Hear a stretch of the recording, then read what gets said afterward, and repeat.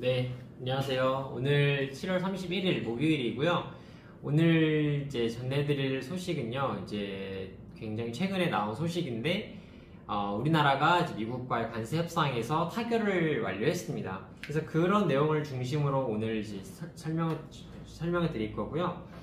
그럼 이제 어떻게 마무리가 됐느냐. 일단 결론부터 말씀드리면, 기존에 원래 25% 관세를 부과하기로 했던 거를 15%로 경감을 했고요. 그리고 한국이 미국에 약 3,500억 달러 정도를 투자하기로 약속을 했습니다. 그리고 이제 LNG 투자 같은 경우에는 LNG나 LNG 수입 같은 경우에는 1,000억 달러 정도를 수입하기로 약속을 했습니다. 그래서 이런 부분을 중심으로 오늘 이제 설명을 드릴 건데요.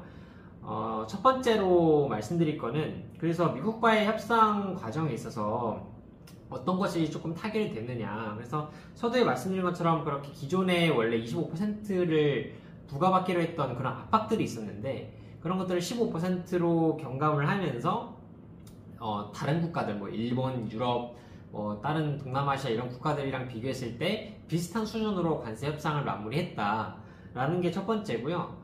3,500억 달러 정도 투자를 미국에 하겠다. 예를 들면 뭐 일본 같은 경우에는 뭐 5,500억 달러, 그리고 뭐 유럽 같은 경우는 6,000억 달러 이상 이렇게 투자를 하겠다 하기 때문에, 그런 이제 경제 규모에 봤을 때는 일본과 미국이 훨씬 더 우리나라보다 크기 때문에 그 정도 수준을 할 수는 있지만, 그래서 3,500억 달러면 우리나라한테도 굉장히 부담될 수 있는, 처음에는 4,000억 달러 정도를 요구했다고 합니다, 트럼프가. 그렇지만 우리나라가 어느 3,500억 달러 정도로 마무리했다라는 거는 그래도 천만다행이고요.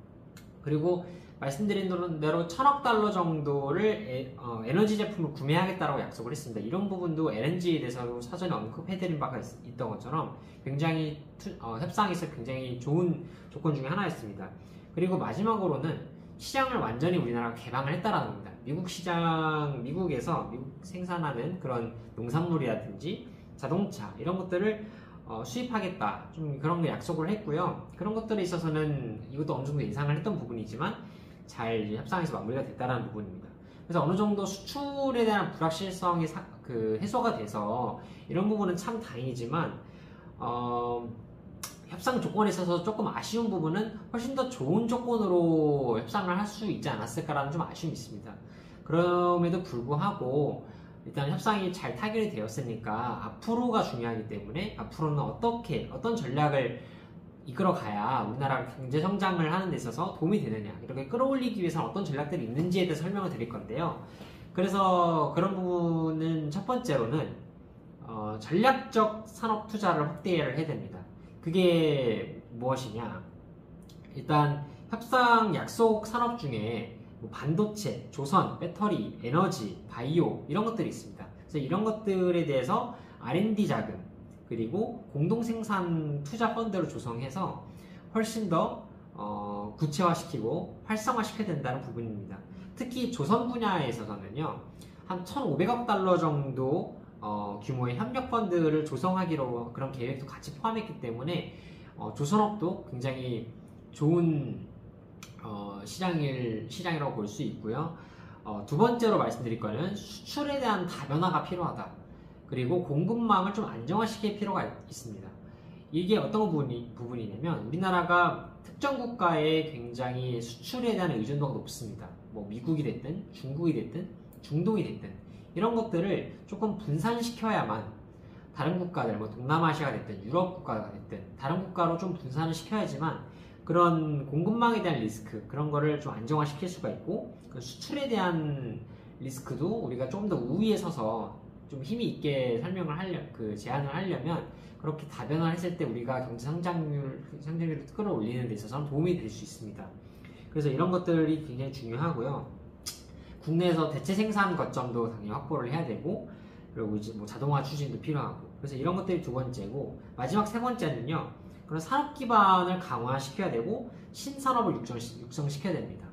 사실 미국이랑 중국 같은 경우는 이미 그런 인재라든지 AI라든지 이런 기술력에 있어서도 이미 대한민국을 훨씬 앞서 있습니다. 그러다 보니까 우리나라가 기술력을 쫓아가기 위해서는 굉장히 그런 경쟁력을 가져야 되는 부분이 하나가 이제 인재 확보라든지 그 다음에 우리가 갖고 있는 우리나라 자체만의 경쟁력, 뭐 AI가 됐든 아니면 뭐 반도체, 뭐 조선업 이런 걸로 있어서 훨씬 더 육성이 많이 필요하다. 그게 이제 여러 가지가 있는데 그 중에 이제 친환경 자동차, 그다음 재생에너지, 바이오 헬스, 그리고 방산 분야 이런 부분에 있어서는 훨씬 더 신성장 동력으로 좀 육성을 해야 되는 부분이고요. 그리고 디지털 AI 이런 부분도 육성을 해야 되는 부분, 그런 부분에 우리나라가 굉장히 집중 투자를 해야 된다. 이런 세 가지 부분, 크게 세 가지 부분이 우리나라 경제 성장률을 높이는 데 있어서, 끌어올리는 데 있어서 동력이 될 수 있다는 부분입니다. 그렇다면 이제 주요 국가들, 세계 다른 국가들은 이런 자체적으로 경제 성장을 끌어올리기 위해서 어떠한 전략들을 내세우고 있는지가 중요한데요. 2번으로 예시를 좀 들자면 일본과 EU 그리고 베트남 이런 국가들은 미국 시장을 개방하고 투자를 확대하겠다고 약속을 했습니다. 이런 것도 우리나라랑 비슷하죠. 그리고 다른 주요 국가들을 보면요, 공급망을 재편을 하고 그다음에 현지 생산을 확대하겠다. 이런 것들로 인해서 훨씬 자체적으로 각 국가마다 경제 성장률을 목표하는 경제 성장률이 있기 때문에 그렇게 하기 위해서 이런 협상 조건도 내걸었고 그렇게 전략들을 이끌어가면서 하고 있습니다. 그렇다 보니까 우리나라도 굉장히 중요한데요. 앞서 짚어드린 것들을 마지막으로 이렇게 좀 요약을 해드리자면 우리나라는 조선, 반도체, 에너지, 바이오 이런 것들의 펀드를 구성을 해서 운용을 해서 투자 약속을 좀 더 구체화할 필요가 있고 그 다음에 실물 협력이 훨씬 더 확대되어야 한다고 생각합니다. 그리고 무역에 대한 리스크를 최소화시킬 필요가 있고 분산시켜야 되니까 분산시켜서 리스크를 최소화시키고 그 다음에 신흥시장에 훨씬 더 집중 공략을 해야 됩니다. 그게 이제 수출 시장을 다변화시키는 방법 중에 가장 중요한 포인트라고 저도 보고요. 그리고 마지막으로 이제 R&D 중심으로 신산업, 신성장이 필요합니다. 그런 이제 인재가 육성이 필요하고 AI라든지 친환경, 방산 이런 것도 훨씬 더 많은 R&D 자금이 투입되어야 우리나라 경제 성장률을 끌어올리는 데 있어서 도움이 될 거라고 저도 보고 있습니다. 그래서 마무리 정리를 좀 드리자면 우리나라 이번에 협상에서 그래도 다행히 다른 국가들이랑 비슷하게 15%라는 수준을 확보를 잘 했습니다. 그리고 미국이 대규모 투자를 하고 시장을 개방하겠다라는 약속을 통해서 어느 정도 그런 불확실성을 해소는 했지만 그래도 이제 우리나라한테 남은 과제는 이런 협약을 통해서 성장 모멘텀으로 이제 잘 활용을 해야 됩니다.